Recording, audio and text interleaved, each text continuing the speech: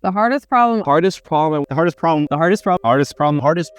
that I'm currently working on right now is how to direct the laser beams to the powder bed more accurately, make good conforming parts quick. rebuilding our entire ERP system from scratch. We are working on a custom galvanometer because we found the limitations on off-the-shelf parts. We're working on a new custom stack of PCBs. Process gas and filtration system.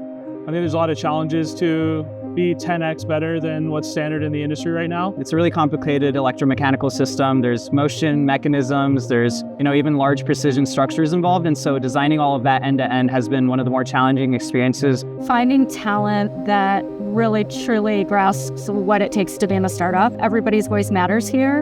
And I think we really push, we want to hear your thoughts on what can be better, what can be different. Don't just go with the status quo, but really give us ideas, solutions so that we can unlock a better way of doing things.